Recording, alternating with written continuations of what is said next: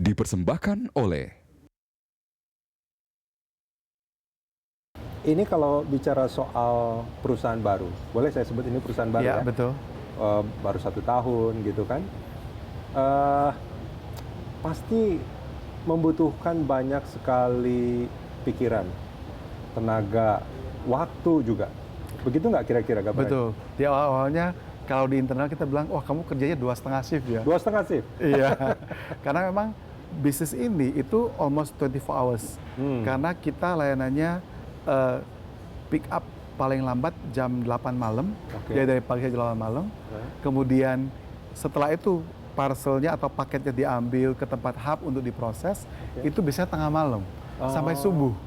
Kemudian oke. ya pagi-pagi dikirim lagi untuk dikirim. Artinya 24 hours itu sebetulnya ada orang yang bekerja di Betul, aja. bagiannya beda-beda tapi. Ya, kalau saya ya pasti saya liatin satu-satu. Ya sesekali ya kita akan ikut bergadang atau sampai subuh dengan mereka. Oke. Tapi maaf, bagaimana Pak Yanto itu memastikan bahwa operasional perusahaan itu berjalan sesuai dengan apa istilahnya standar operating procedure? Betul. Atau bagaimana? Kan itu kan 24 jam kan? Betul. Nah itulah uniknya kita karena kita mengemploy teknologi untuk melakukan proses manajemen itu sendiri. Oke. Jadi teknologi kita bukan hanya berbicara mengenai core proses pengiriman paket, tapi juga proses monitoringnya. Jadi di sistem kita itu kita bisa lihat performance dari masing-masing satria, apakah barangnya atau paketnya itu udah berapa lama, apakah mereka mengerjakan suatu sesuai SLA, semuanya dimasukkan dalam sistem. Saya bisa lihat dengan HP saya online. Jumlah parcelnya berapa, SLA kita per sekarang itu seperti apa. Nah itu yang kita pakai. Atau mungkin ada komplain juga bisa terlihat di situ nggak? Betul sekali, termasuk komplain. Termasuk komplain? Iya, karena kan kita bisa lihat mana yang miss SLA-nya. SLA mana yang miss, bahkan sampai ke paket yang mana yang nggak terkirim. Jadi kita bisa melakukan identification dengan cepat. Ini banyak pikiran, tenaga, waktu yang dicurahkan untuk membangun perusahaan. Masih ada waktu tapinya untuk pastinya apa istilahnya mungkin me time gitu kan atau apa? Iya, biasanya saya usahakan weekend itu sedapat mungkin bersama dengan keluarga. Jadi weekend dengan mereka, dengan anak-anak.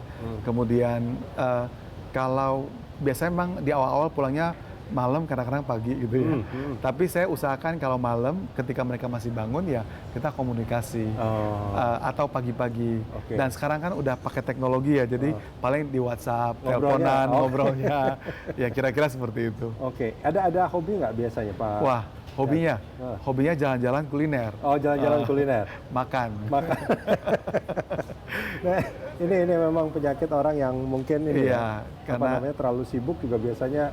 Pengennya agak rileks dan segala macam. Betul, jadi rileks saya kita jalan-jalan ke tempat-tempat yang kalau saya lebih suka pemandangan atau nature lah basically. Jadi senang jalan-jalan, ya pesen makanan yang unik, difoto, Instagram, itu standar. Main Instagram juga ternyata. Main Instagram juga. Menyesuaikan dengan milenial ya? Iya, betul. Pak Yanto, ini kalau kita bicara soal Anteraja, tadi Anda sempat mengatakan bahwa paling tidak dalam waktu 4-5 tahun ke depan, Anda ingin Anteraja menjadi pemain utama. Iya, betul. Apakah track untuk ke arah sana itu memang sudah berjalan sesuai harapan? Kalau kita lihat di tahun pertama kita, rasanya itu satu permulaan yang baik sekali ya. Karena kita bisa mendapatkan volume, kita bisa membangun network itu start yang baik. Tentunya untuk mencapai apa yang dimimpikan, ya kita pasti harus bekerja keras. Tidak hanya network, tidak hanya branding, tapi yang terutama adalah unique value kita dengan mengembangkan produk-produk baru yang unik, sehingga memberikan layanan yang berbeda. Gitu. Nah ini kalau soal produk-produk yang unik, yang saya tahu ada next day, ada reguler. Ini produk yang akan dikembangkan lagi ada? Betul. Jadi pertama kita mulai dengan reguler dan next day, yang rasanya memang normal. Nah sekarang kalau per hari ini kita udah ada produk baru yang kita sebut same day. Same day itu artinya di hari yang sama sejak di pick up itu 8 jam udah sampai.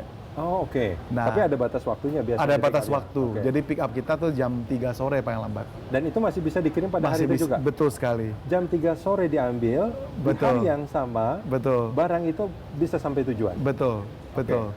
Jadi uniknya kita adalah karena kita bekerja dengan cara network, orang yang pertama dari sisi harganya itu flat. Jadi seluruh Jabodetabek harganya sama. Jadi nggak tergantung jarak. Oke. Kenapa kita bisa? Karena kita punya network. Nah itu satu. Oke. Nah sebetulnya di luar 3 produk ini kita juga mengembangkan customized produk. Ada customer kita yang kita itu membuat prosesnya khusus buat melayani kebutuhan terutama di bisnis. Bisnis maksudnya bisnis to bisnis? Business to business. Oke. Ya. Oke. Jadi misalnya ada customer kita yang ketika dia punya produk itu dipakai consumersnya dia. Ketika rusak harus di-replace. Nah yang dilakukan adalah ketika ada call masuk karena barang rusak, order itu akan nyampe ke kita. Dan kita akan dengan sistem kita akan bisa lihat, mengambil ke titik paling dekat untuk replacementnya, sampai ke mereka, kita cek lagi, kemudian baru kita serah terimakan. Oke. Baik. Sebagai seorang pemimpin perusahaan, apa arti nyebutnya? Ada yang nyebutnya talent, ada yang nyebutnya karyawan atau sumber daya manusia. Bagi Pak Yanto. Buat saya, people is the most important thing. Of course, ketika kita memulai bisnis, kita harus mencari bisnis yang tepat. Bisnis yang tepat, yang artinya kalau saya punya guru gitu ya, saya mengidolakan pemimpin kami sendiri di Triputra Group, namanya Pak Teddy Rahmat. Dia selalu bilang gini, kalau main layangan itu di angin yang kenceng. Jadi kalau angin kenceng ditarik aja langsung naik. Nah, pilih bisnis yang tepat. Nah, tetapi semuanya itu kalaupun bisnisnya tepat, kalau tidak ada orang yang tepat dengan culture yang tepat, ya kita pasti akan kesulitan. Jadi buat kita, people dan culture itu sangat penting sekali. Makanya kriteria yang kita pilih ketika orang bergabung dengan Antaraja adalah the right people with the right culture.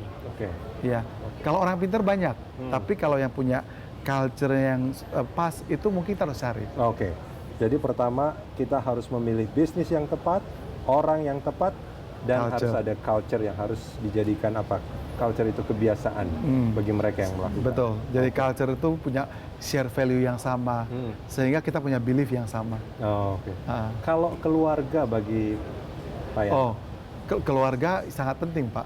Karena at the end of the day, kita melakukan sesuatu, kita juga punya tanggung jawab dalam keluarga kita.